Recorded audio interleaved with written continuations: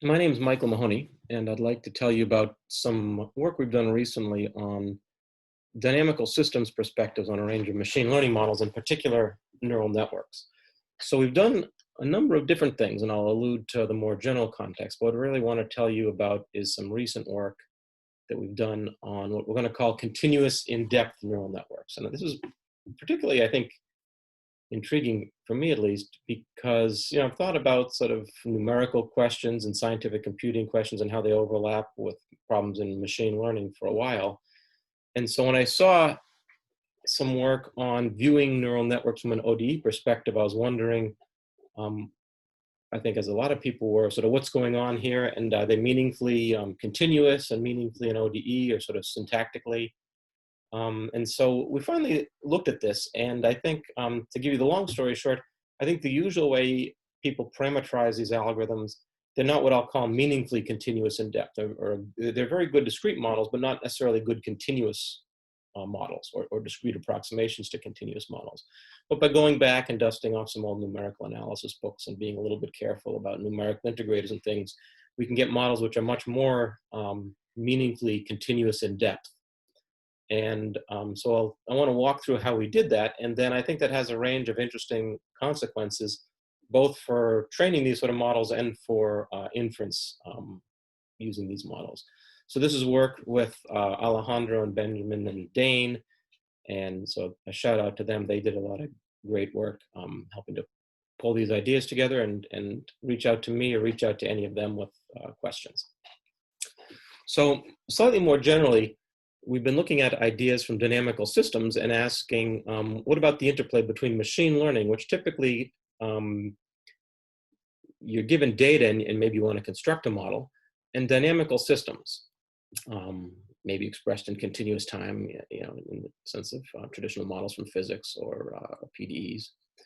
And I think the dynamical systems perspective can help us better understand a range of machine learning methods, maybe for better training and inference, but also to design more robust models. So the requirement that you enforce some sort of consistency in a continuous sense will help model robustness in a range of ways. So there's connections between resonance and differential equations, neural network architecture, numerical methods, maybe training and optimal control. So we've looked at a range of these things and have a number of recent results on using ideas from Lyapunov stability for autoencoders, Koopman modeling, some of you may be familiar with, coming up with what we'll call a consistent Koopman autoencoder, because we're enforcing consistency sort of forward and backward in time, using Lipschitz or stability ideas, and also using what we'll call sort of rapid detection of certain types of outliers or adversarial backdoors via noise response analysis.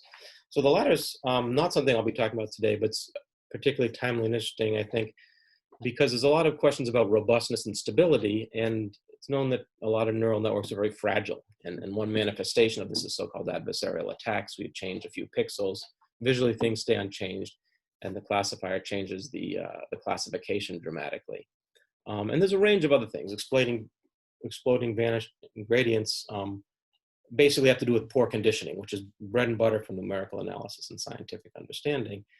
And I think a better understanding of these issues, and in particular, in this particular example about adversarial environments, a better understanding of how you can inject noise or other signal into the model and see how that propagates through the model, and look at properties of the model, sort of in a sense as if you poke at the model with noise response analysis, can give a better understanding. It'll help us to design, in some cases, models that are faster to train, which is what a lot of machine learners care about, but also models that are more interpretable and more robust, which is a lot of what downstream people care about. Because if you have a model that's marginally faster to train, but it's widely non-interpretable and widely non-robust, that's not good for most downstream use cases. So I'm stepping slightly more specific into what I'll be talking about today. I want to talk about the continuous in-depth neural networks. And so to do that, I really want to revisit the idea of with the Ford-Euler interpretation of residual networks. So a lot of work in this area, maybe 3 or 4 years ago, started because people made this connection between viewing resonance as Ford-Euler integrators. And so the question is that the case? And if that's the case, good. And if not, can we refine that perspective a little bit and come up with a more meaningful sense in which that's the case? And so spoiler alert, we'll be able to do that. So just to give a slide. Hopefully this is familiar, to set notation and so on. ResNets are very popular architectures in terms of the sort of diagrams that are popular in neural networks and machine learning. They look something like this on the page here. We are feeding information from left to right, the data, and you go through a residual unit, but note that the box here in the middle, the circle here in the middle, gets information both from the previous step and also from the residual unit.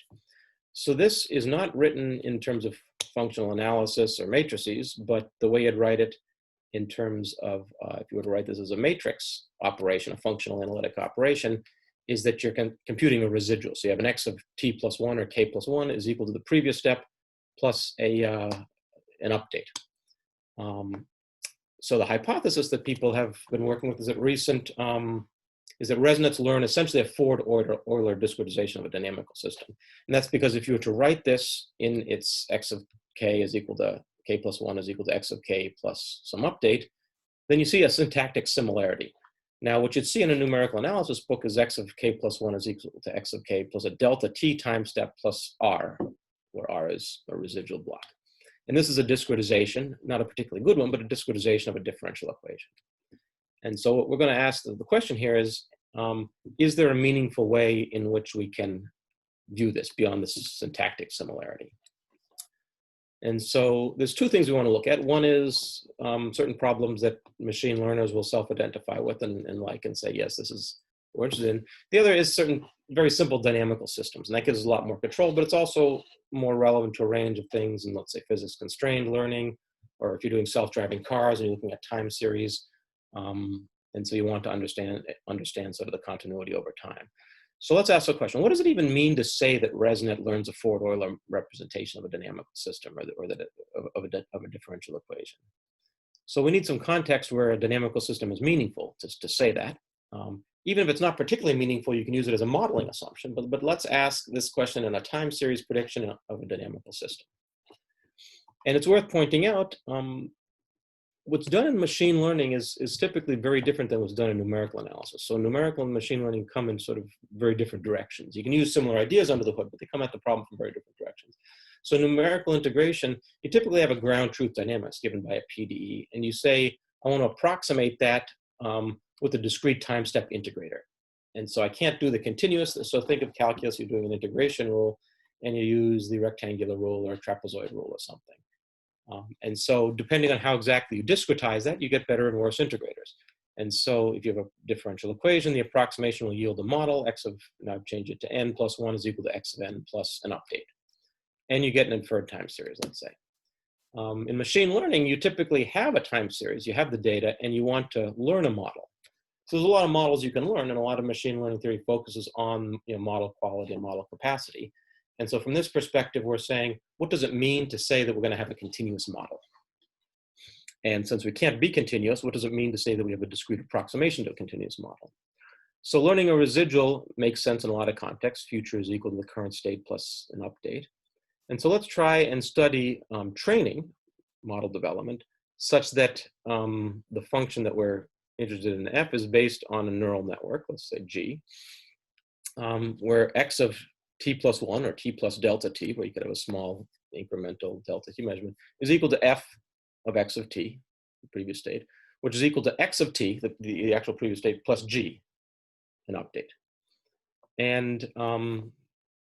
And so we'll implement that with a numerical method for g. So numerical integrators approximate the integral with a discrete series of applications of this for a given time step delta t. And so this is, x of t plus delta t is equal to x of t plus some numerical update scheme. And so this is what we want to interpret.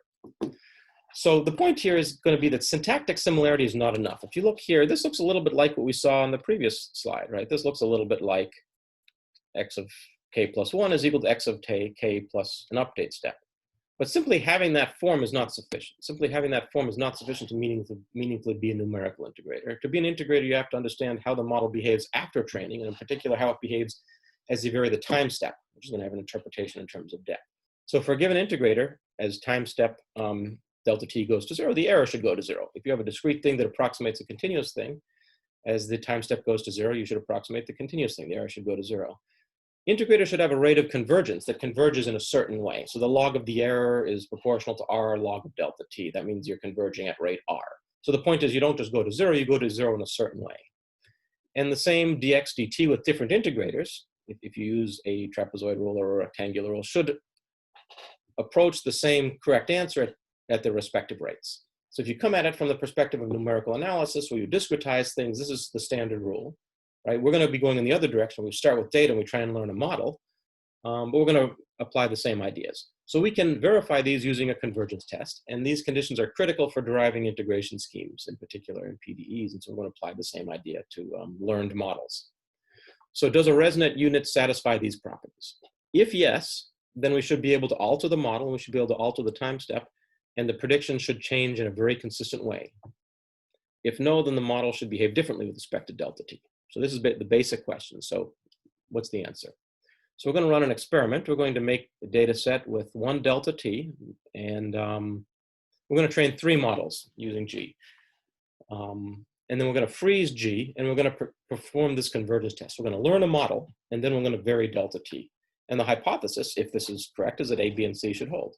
So if they do hold, that suggests that we do have a meaningful approximation to a numerical integrator. And if they don't hold, then we certainly do not. So we're going to train 3 models. I'm going to look at forward Euler, which is just the bread and butter thing. This is the model that's gotten attention recently in machine learning, but it's known in numerical analysis. It's an integrator, but it's not a particularly good integrator in terms of convergence rates. We're going to look at midpoint. That's a little bit more complicated, but has better convergence properties. And we're going to look at RK4, which is sort of the standard method you'd use. It's a sort of a nice trade-off point between convergence properties and other nice properties of integrators that you want. And so we're going to construct a dynamical system, and so we're going to have a ground truth model. Later we'll apply it to more typical machine learning data, and so we won't have a ground truth, and we'll have to do something slightly different. But for right now we have a ground truth, and we're going to use an analytical solution. And so we can plug in the known dx dt into the integrators. And so the model's basically, I guess I removed the slide, the model's basically a nonlinear pendulum. So the second derivative of x is not related to constant times x, it's related to constant times sine of x. So this is one step beyond the trivial linear pendulum, which you just learned in freshman or sophomore in an engineering or physics class. It's a nonlinear, but it has an analytical solution, so we'll be able to compare to that. So how do we perform? So after we train the model, they all perform well. They are all good discrete models without changing delta t. So if we train the model and then we evaluate it at that delta t, they do well. So what I have here is the ground truth in blue. I have let's call it an ODE net Euler, where we use Euler as the model, and ODE net RK4 in green and red respectively. You may not be able to see the green and the red because they're on top of each other. So the red and the green and the blue are all on top of each other. If we use Euler as a numerical integration scheme, not as a model, but as a numerical integration scheme, it does well. Read these plots starting from the left. This is your rho and your v, the 2 parameters in the oscillator. Starting from the left, it does pretty well, the orange, the numerical Euler, and then it starts to do poorly. And it's known that Euler does not do well as a discrete approximation, and this is an evidence for that. And similarly here, they all are on top of each other except the numerical Euler, and the numerical Euler does well initially and then gets worse later. So let's ask now, what if we change delta t? You'd hope that numerical Euler would do better, and how do the other methods perform? So the color scheme is the same on the next slide, and what we see is that the orange does do better. Starting from the left, it does do better. It'll eventually diverge, but it does better. RK4 is still on top of the analytical solution, but what you see here is that, so remember that the green is the learned Euler model, the neural Euler if you want, and it eventually starts to break down. So what we see is that as delta t gets smaller, Euler gets worse. And that's sort of problematic because it suggests that something's not working as it should, if this really is a meaningful approximation to a numerical integrator. So one-off plots may not be sufficient, so let's sweep delta t and calculate errors due to the full convergence test. So we're going to have a plot here. On the left, we're going to look at delta t equals, so we have the same setup, we learned 3 models, and we're going to look at delta t increases and decreases from 1, but in particular goes to 0 with the same graph. And by the same graph, I mean the same constructed discrete graph, which corresponds to the discrete integrator. And then on the right, we're going to learn on one graph and plug it into another. So the way to read this is that delta t gets larger as you go to the right, So if you want to think of this as depending on how you view these plots, if you think more time steps to the right is meaningful, we're reading this backwards, but so you should read this in from the left if you're familiar from that perspective. So 10 to the 0 is where the model was learned, and more time steps corresponds to the left in these plots. So first thing, the trajectories we saw before in the last class correspond to one data point, and we're looking at the error of the ground truth minus the learned model. So in red, we have the Euler model. In purple, we have the midpoint, and in RK4, we have the blue. In blue, we have the RK4. For RK4 and midpoint, you see that for large delta trees, you track the black, which is the form of the error you'd expect from the base integrator. And then at some point, you'll level off and flatten out and do a little bit worse in terms of the rate with delta t. And you're smooth. Forward Euler is very different. You see a big dip here. So each one of these points is one of the curves we saw before, but you see qualitatively different behavior here. So let's go into this, and then let's see what this corresponds to for looking at different integrators. So the first thing is 10 to the 0 is where we learned it. And all of these models, in particular Euler, is a pretty good discrete model. But note that it's much better than you might expect from continuous forward Euler. It's a good discrete model, but much better than you'd expect just viewing this naively as a continuous discretization of a continuous process, just from Euler. There's a big dip in the error for ODE Euler, and it's extremely sensitive to perturbation. So it's really, I think, it's a good discrete model, but really it overfits delta t, because if you increase or decrease delta t by a factor of 2 or 4, it does much, much worse, orders of magnitude worse. The models embedded in midpoint and RK4 do not have the dips. The errors change smoothly for incremental changes in delta t, and for larger time steps, the slope match midpoint and RK4. So these are good discrete models, a little bit better, in fact, than the ODE net, but Euler, but that's fine. But they're also good continuous models because they have this property, this behavior as a function of delta t.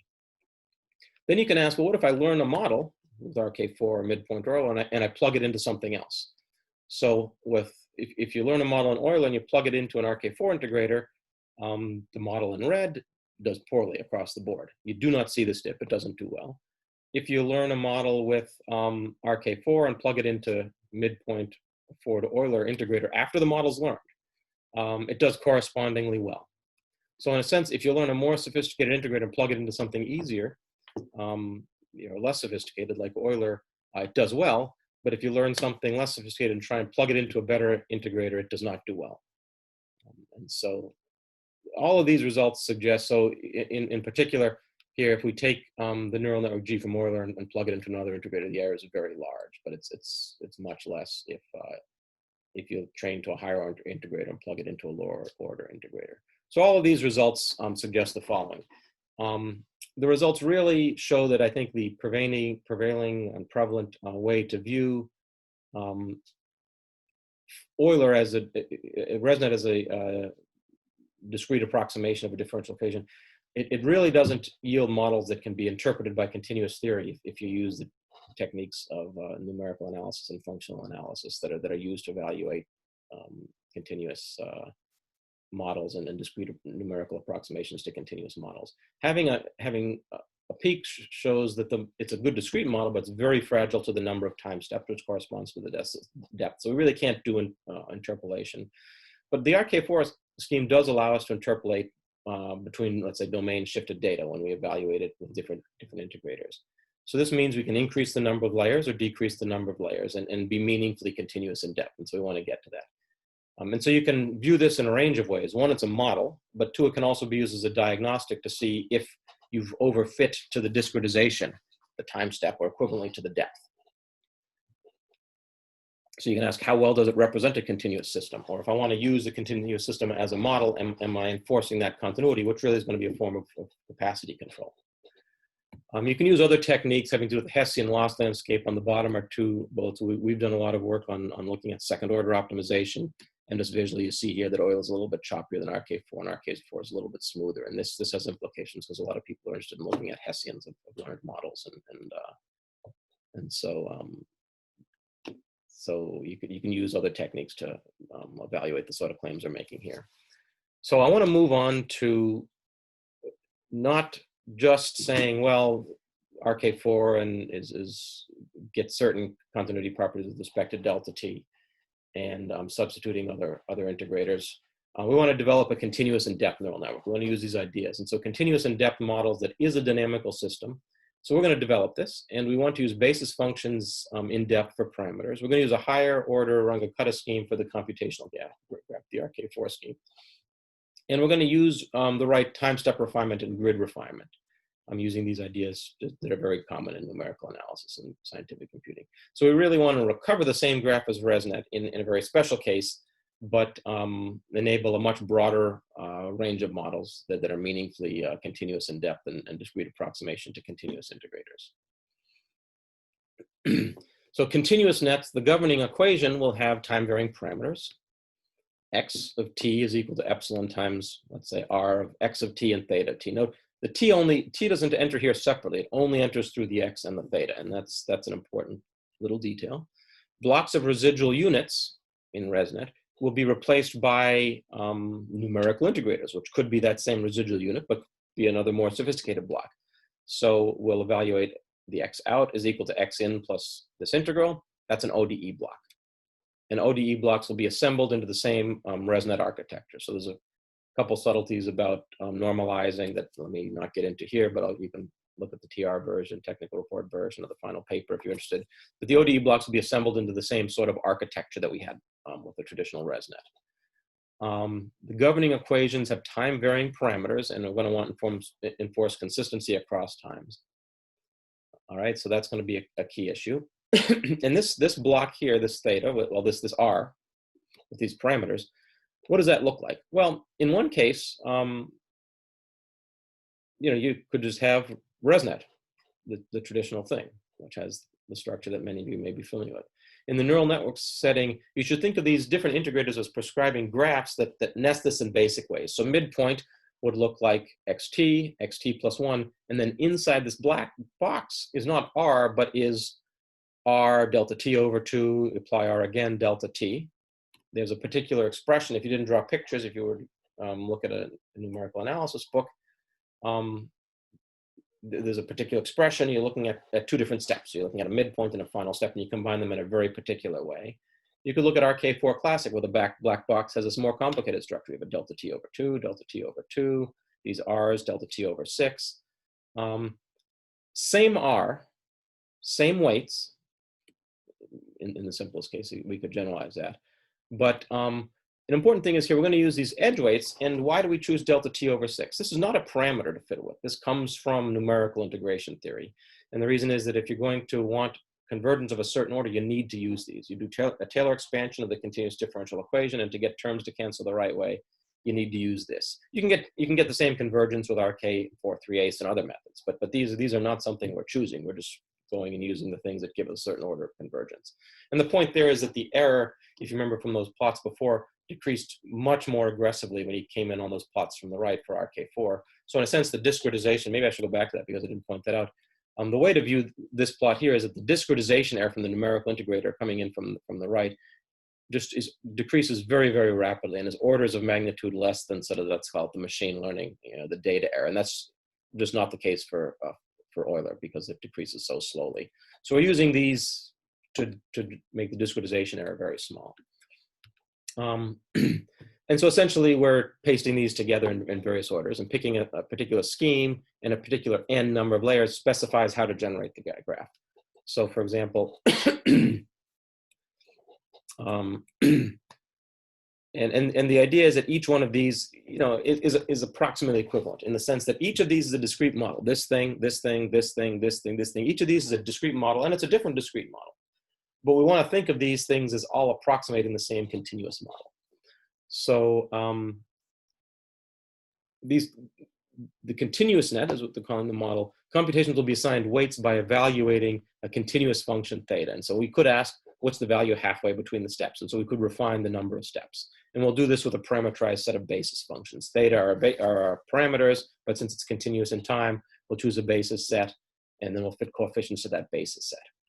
And so in particular, this will yield a systematic way to project to different equivalent basis functions and draw on a lot of ideas from statistics and numerical analysis and functional analysis that parameterize algorithms in these ways. So ResNet will be exactly forward Euler for a very particular step size and a very particular set of basis functions that are piecewise constant. We'll be able to generalize this to all sorts of other things, and that's the main idea. So we're going to reproduce ResNet in one case, but generalize, and we'll see that that's going to have implications for model stability and a range of other things.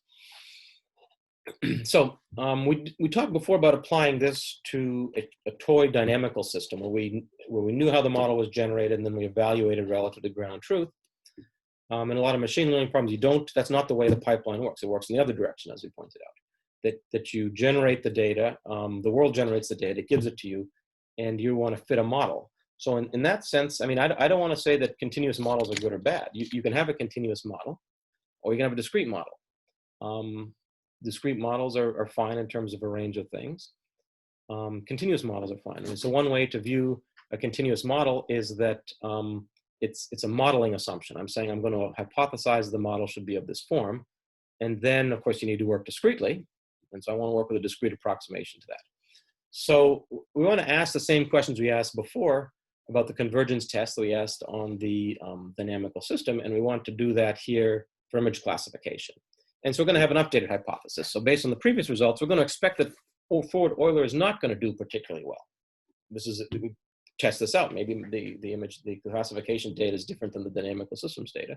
But we're going to hypothesize that it's not going to perform particularly well. And we're going to hope or hypothesize that midpoint or RK4 will do better. And by better, it means as a function of delta t, the delta t now is the depth, it will do better.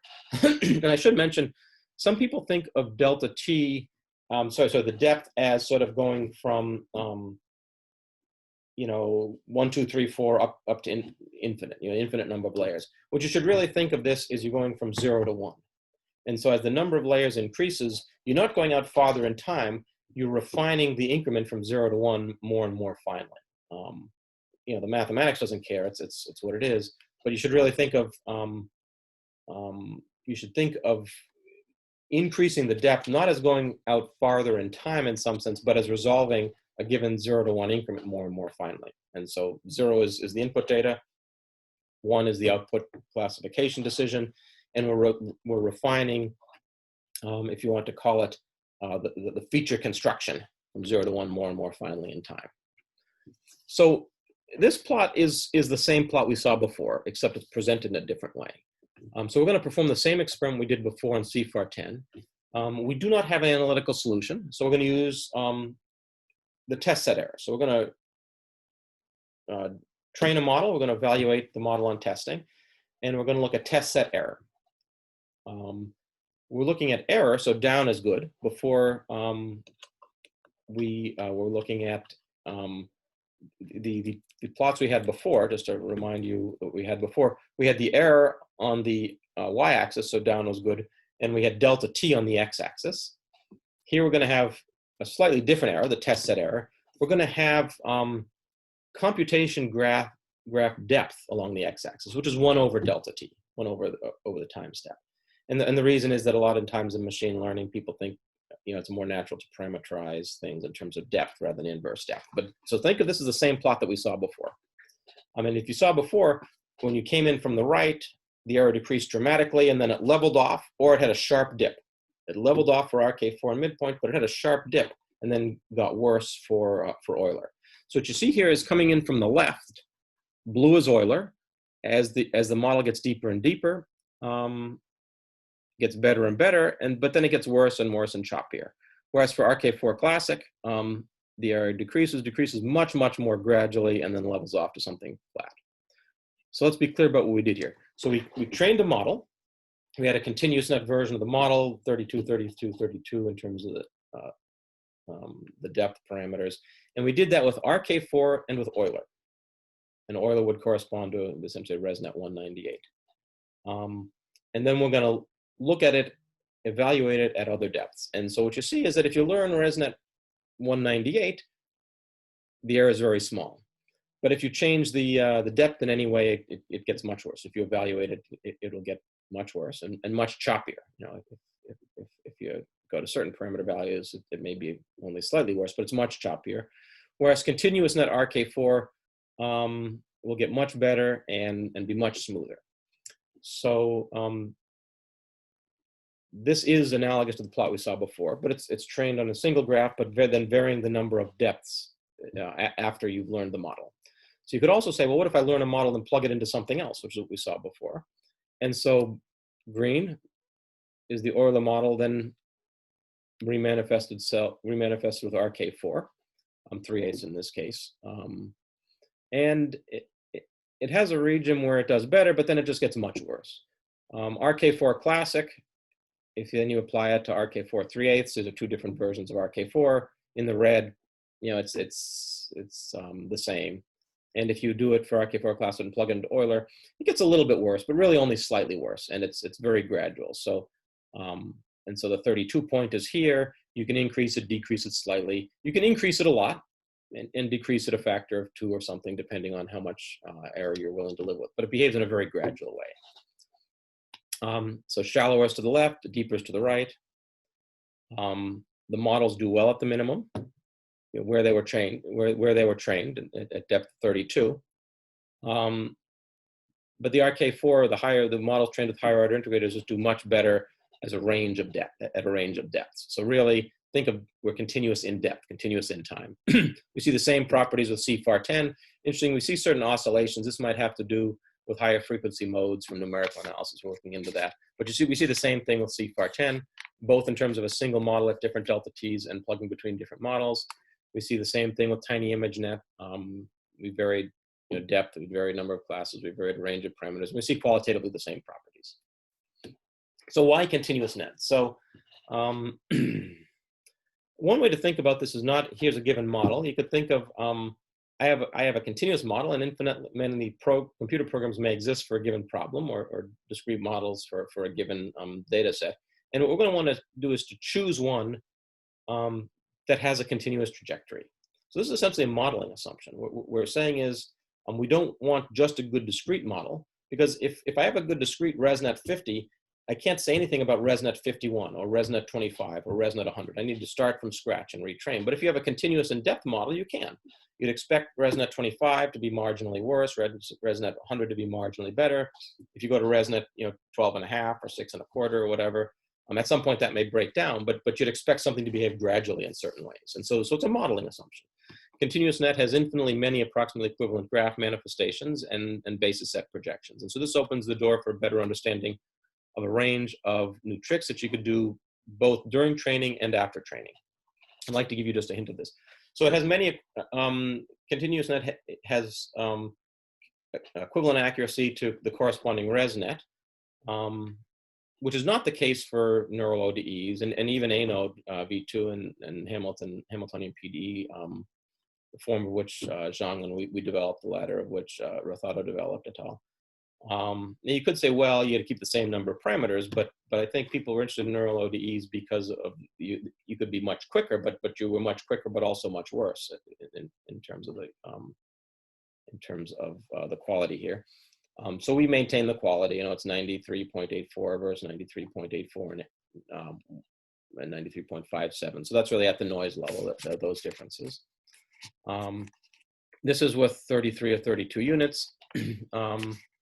We can very gradually vary these various parameters. So for example, we could look at these units, we could train a model here, and we could evaluate it with a different number of units or different depths. So for example, continuous net RK4, we could take the same weights and not evaluate it on itself, like the left plots in the previous plots a couple slides back, but evaluate it on Euler, or RK4 3/8, or RK4 3/8 with a different number of units, 11 or 6. And what you see is the accuracy is basically the same. It varies at the third digit of significance or the fourth digit of significance. But what we see, for example, is that inference time decreases dramatically. So here what we've done, we're taking advantage of something we're calling manifestation invariance. And the idea is that continuous net can remanifest its graph after training without relooking at the data. So I could train something, pay a little bit more. It's a fair question to say how much more. but then I can remanifest the same graph. So how much more? So roughly for RK4, it's a factor of 4 more. We can play games we actually have to show that it's a little bit, it can be made a little bit less, but think of it as a factor of 4. So you're paying a factor of 4 extra in training, but the point of comparison is not how much does it take to compare to a ResNet once I've chosen all the parameters and hyperparameters very carefully and I know what to do, which takes a factor of 1,000 more than training. The question really should be, how much easier is it to train? And do I need to pay that extra factor of 1,000 in terms of parameter and hyperparameter fiddling? And the answer is no. You don't have to pay that extra factor of time. This is the short answer. The long answer is a little bit more involved in that. So the idea is that because you'd have the smoothness property, if I have an RK50, I can easily modify it to an RK51 or an ResNet 51 or a ResNet 100 or a ResNet 25. So because of this continuity property, and because of the continuous form of the model, it's going to be less sensitive to a range of these hyperparameters that I think people introduce because the discrete model doesn't have the regularity structure that a continuous model would. And so you can introduce hyperparameters and hyperparameters. And the dirty little secret, as probably a lot of you know here, is that an obscene amount of time is spent fiddling with those hyperparameters. And the only way you're evaluating the models is on training and test curves. But if you want to evaluate the model in other ways, robustness, ability to substitute different models during training or after training, there's a lot of gain to be had here. So, in terms of the running time, that's the key point to keep in mind, I think. So here we're talking about, given a trained model, remanifest the graph to have a different number of layers or with a different integrator, and the quality varies very gradually. We could push this down to a 222 or something, and eventually it'll break down, but it'll break down in a pretty gradual way. You could make it deeper if you wanted. And so the toy example to think in mind is I train something very expensive on the cloud and I plug it into cell phone A or cell phone B or cell phone C, depending on how much memory capacity you have on your phone. And I can do that without retraining and without even revisiting the data for that matter. ContinuousNet can also iteratively cheapen during graph training. Think of this as a little bit like mesh refinement from numerical analysis. And so I have an initial step. I can remanifest the graph to have a different number, a different depth at some time step. Continue that iteratively, I may be more expensive in later steps, but I can be less expensive in earlier steps. And so there's a trade-off point there that we're going to continue to explore. So you can save on time by training initial graphs, shorter graphs initially. And so in terms of pre-training and a range of other things people care about, there's obvious questions here that we're going to be looking at in terms of follow-up. The weights are more continuous. The top is very choppy from Euler. The bottom is more continuous from RK4. This is something we have some details, but is also future work that we're looking into in a more systematic way. So the key advantages, I think, compared to previous ODEs is that there's a one-to-one correspondence with ResNet. It's a very special corner case of what we're doing is that. The basis functions really allow us to control depth, but also control the particular integrator.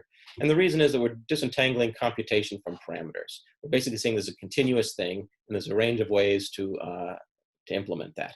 Whereas when you just have a discrete model, lots and lots of stuff gets convolved together. The computation, the parameters get convolved together. And so we're focusing on fixed step integrators instead of adaptive. You could look at adaptive step integrators. That's something else that we've thought about. And so I think of the static graphs, they really should be a better engineering solutions because the infrastructure and tools already exist. And so ahead of time graph generation for different needs may be something that you could do here. So to sort of wrap up,